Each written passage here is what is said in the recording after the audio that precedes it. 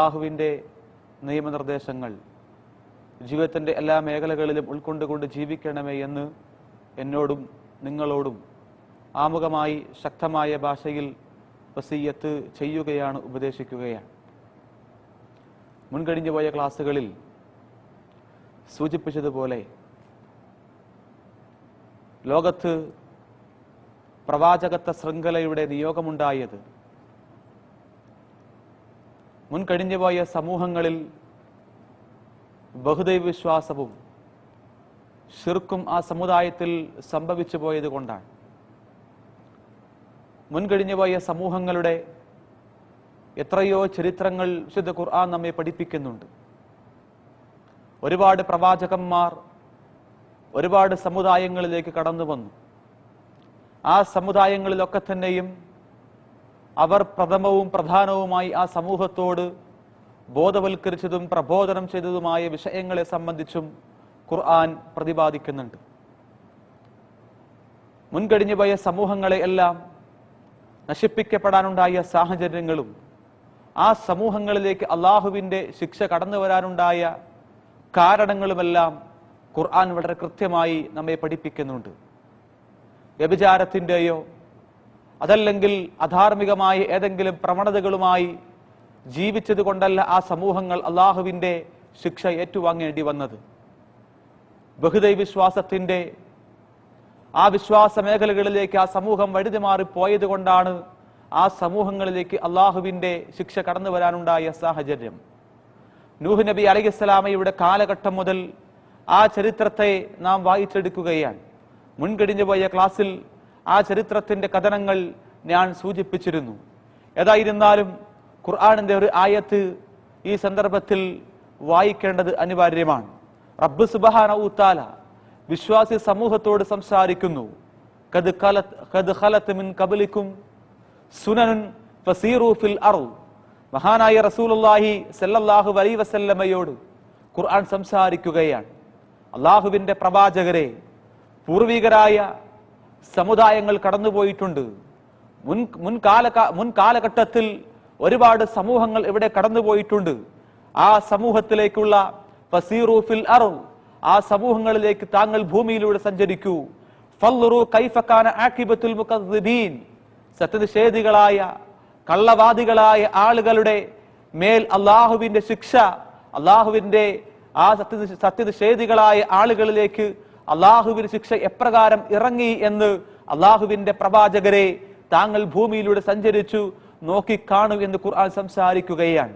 പൂർവിക സമുദായം, ആ സമുദായങ്ങളിലേക്ക് അള്ളാഹുവിന്റെ ശിക്ഷ എന്തുകൊണ്ട് ഇറങ്ങി എന്നത് ഖുർആൻ വളരെ കൃത്യമായി നമ്മെ പഠിപ്പിച്ചു.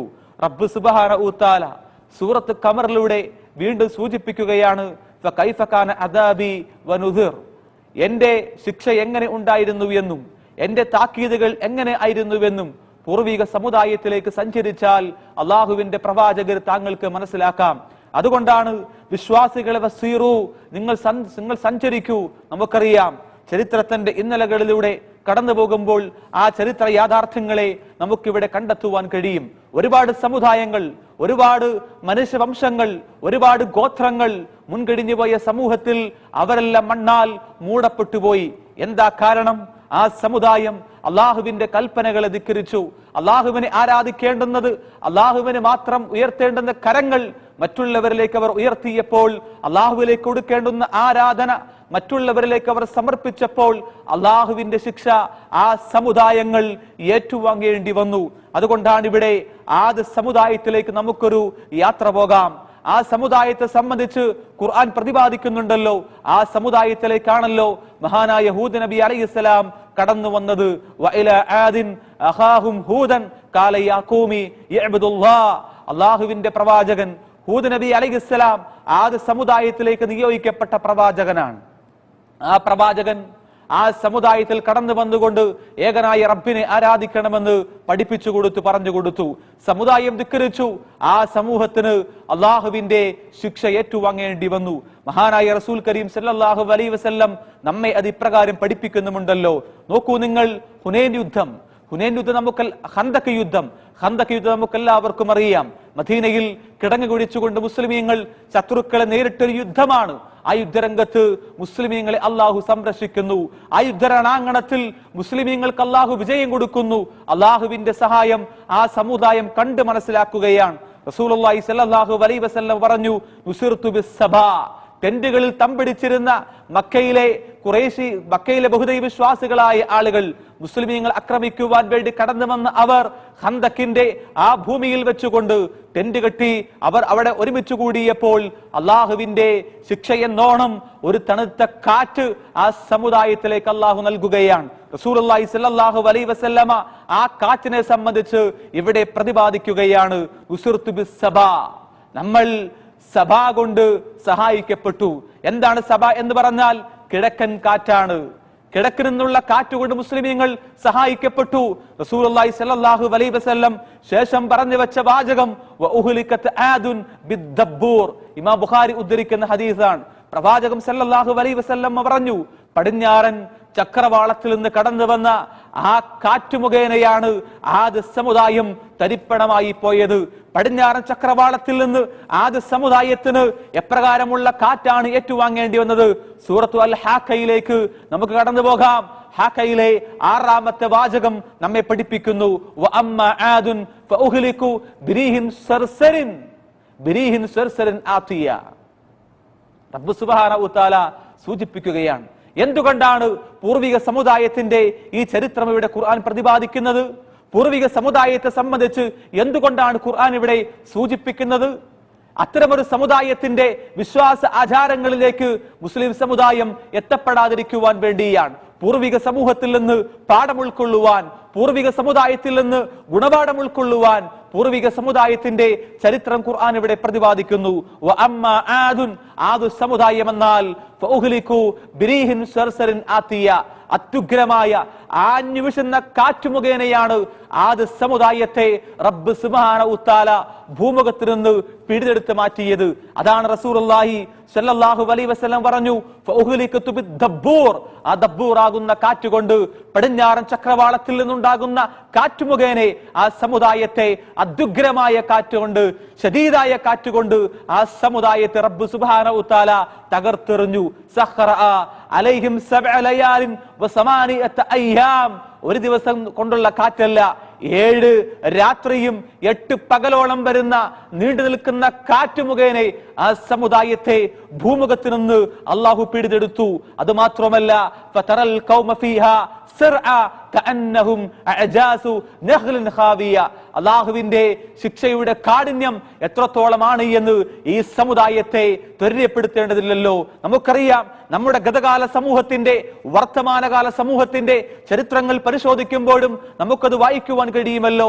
അള്ളാഹു പിടിതെടുത്ത് മാറ്റിയ എത്രയോ സമൂഹത്തിന്റെ ചിത്രങ്ങളാണ് നമ്മുടെ കൈകളിൽ ഉള്ളത്.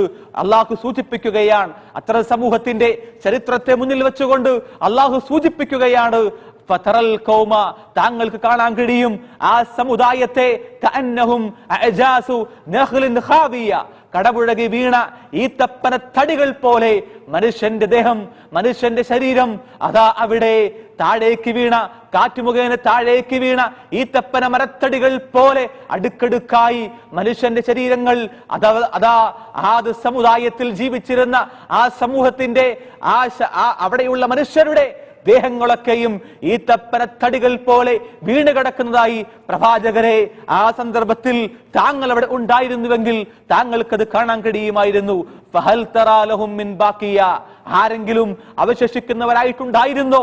അള്ളാഹുവിനോട് ധിക്കാരം കാണിച്ച, അള്ളാഹുവിനോട് നിഷേധം കാണിച്ച, ഹൂദ് നബി അലൈഹിസ്സലാമയോട് ധിക്കാരം കാണിച്ച, ഹൂദ് നബി അലൈഹിസ്സലാം പഠിപ്പിച്ചുകൊണ്ട് തൗഹീദിനോട്, ആദർശത്തോട് ധിക്കാരം കാണിച്ച ആ സമുദായത്തെ അള്ളാഹു പിടിച്ചെടുത്ത ആ ചരിത്രത്തെ ഉദ്ധരിച്ചുകൊണ്ട് മുസ്ലിം സമൂഹത്തെ ബോധവൽക്കരിക്കുകയാണ്.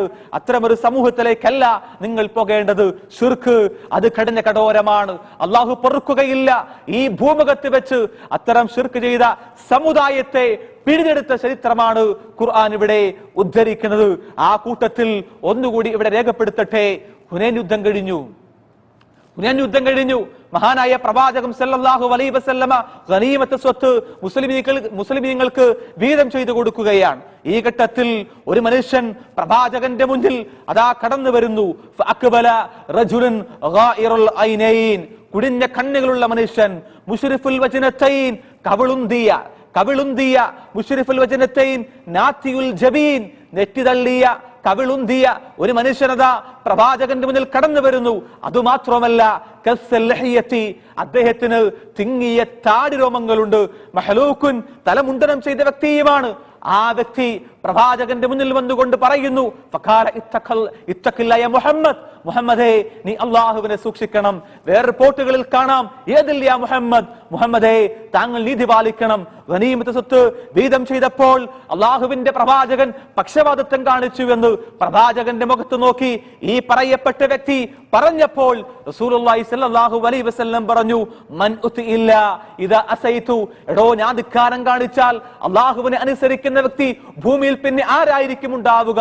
അതുകൊണ്ട് ആ സംസാരത്തെ പ്രവാചകൻ ഖണ്ഡിച്ചുകൊണ്ട് സംസാരിച്ചപ്പോൾ ഖാലിദ് ബിൻ വലീദ് റളിയല്ലാഹു അൻഹു അവരെ കൊല്ലാൻ ഊരിപ്പിടിച്ച വാളുമായി മുന്നോട്ട് വന്നപ്പോൾ റസൂലുള്ളാഹി സ്വല്ലല്ലാഹു അലൈഹി വസല്ലമ പറഞ്ഞ വാചകം ചരിത്രത്തിന്റെ ഏടുകളിലൂടെയും ഹദീസ് ഗ്രന്ഥങ്ങളിലൂടെയും നമുക്ക് വായിച്ചെടുക്കുവാൻ കഴിയും.